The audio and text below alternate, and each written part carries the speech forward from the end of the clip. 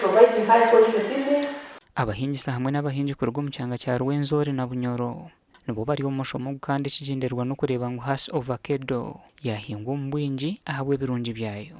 Kurora ngo batunga ubukugu obarkwetaga kwegesa abalimi baitu abatungire n'abatakatungire ensigo ya Hass Ovacado mu region yenu ya Rwenzori hamwe na Bunyoro, that is the Midwestern region.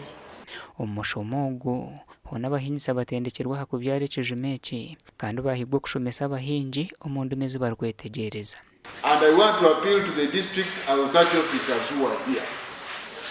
When you go to train the farmers, break the English and make it simpler. The purpose of the sunshine, where the sunshine rises and sets, we put it in such a manner that when it shines, this tree is able to get 8 hours of sunshine. If you plant it wrongly, you will never get the number of fruits that you want. Tutongere no kumanyisibwa ngo government itekatekere kwatira hwaba barkwenda kuhinga Hass Ovacado nebichwe kanshanjwa harigana omukugurembebo. Market price yakasigukamu aka Hass Ovacado ensige nungi erisinkanana ne 5.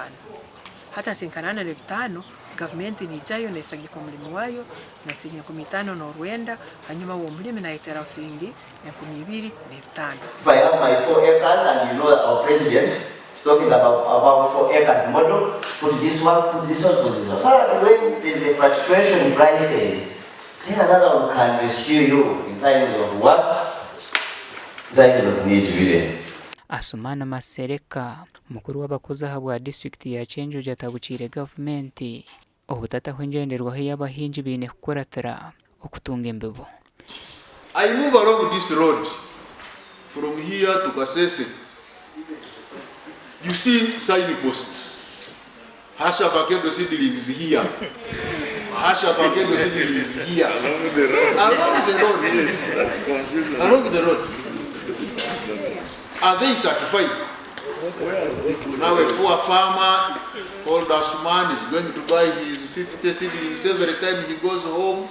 He thinks he's in business planting, and at the end of the day, a tree grows as an eucalyptus tree. Gasha kwa Daniel Bingana.